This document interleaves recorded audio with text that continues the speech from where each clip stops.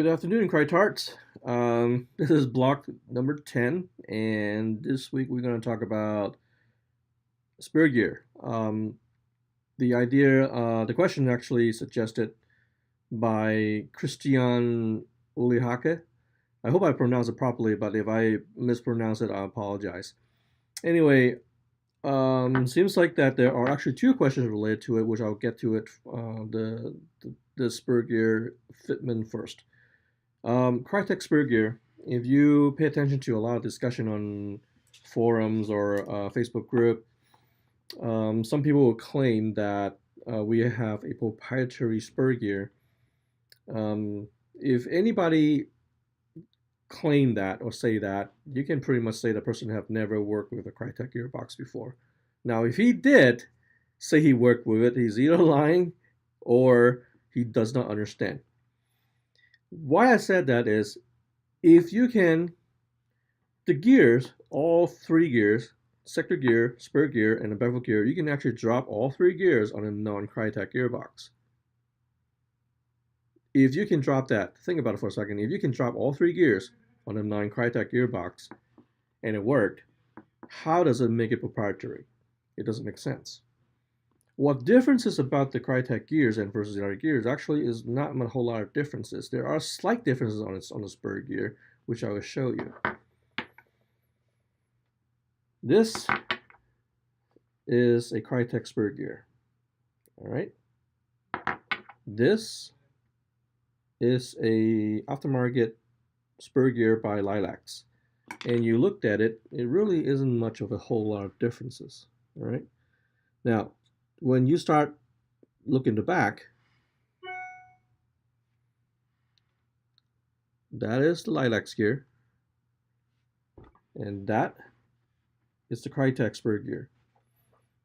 Now, you will notice that there is something different is on near the axis. That's where this area is countersink. The reason why it's countersink is to accommodate the bearing space on the gearbox itself. So people who drop this gear on another gearbox, you probably just need to add some more shims to fill in the space and you're good to go. What is actually kind of proprietary is on our gearbox shell. The reason why, if you look at this, let me put in the aftermarket gear first. What people complain about it after they put in the aftermarket gear is they cannot close a gearbox. See a gap? I'm like, it doesn't close. The reason why is our gearbox shell, the Spur gear's bearing space.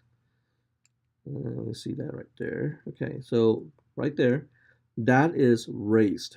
Okay, why is it raised? Well, if you flip on the other side, you see these gears on the outside. These are the fire selector gears.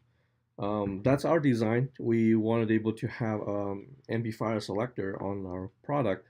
So the only way to do it is, the way we're doing it, it was doing underneath this area. But that created an issue that the bearing that we have, it's slightly, well, the bearing in the market right now, it's about this thick, okay? And in order to accommodate this, we need to have enough space, a wall space. So the wall space around the gearbox is actually raised. You can see on here is a raw gearbox. See that area, right? Okay, so let's see the little thing raised. So all that pushed the bearing inside the gearbox to accommodate the space on the outside for the gears.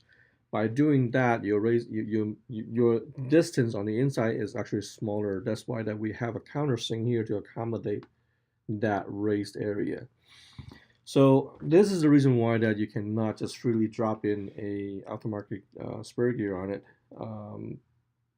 The only way to really get it to work is to take that gearbox and basically grind out all the material on the inside and push the bearing back out.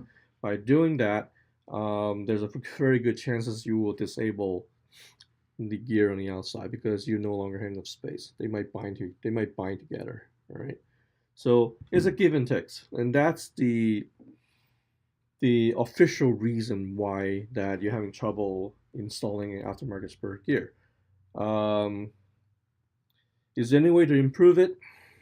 Maybe. We're still looking into it. I'd like to find a smaller bearing or a different solution that use less space, so we can actually have the area flattened out so people can install whatever they want. But we're still looking into it right now. Eventually, we may find something, but not at this moment. So that's the reason why. The second Spurgear related question is submitted by David Snicker. I think that how you pronounce it, but if I once again, if I mispronounce it, I apologize. So he asked, why are we using a self-shimming spur gear? Looking back at our gear here, and you see there is a spring on top, right? Yes, we are using one, and before I get to that point, let me mention about the other stuff first. I had a VFC 416, and it does have a self-shimming gear in the gearbox.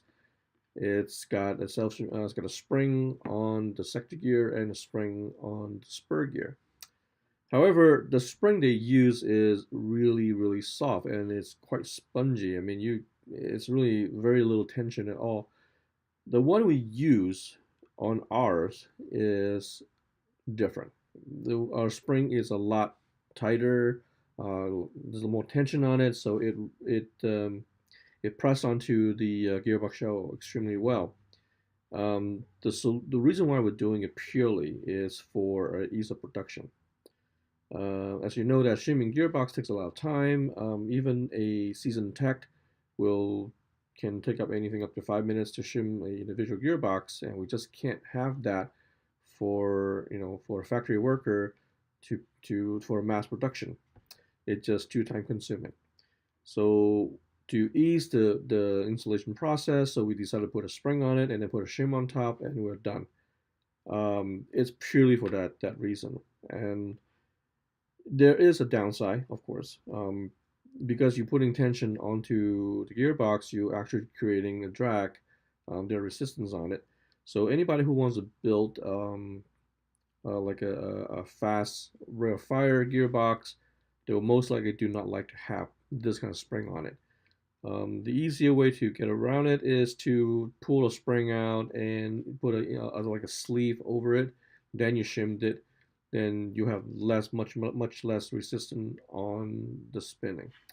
So this is purely, again, it's for production reason. There's no other why. So that's all the question we have for the spur gear. And if you like the video, click like and comment. And if you don't like it, let me know.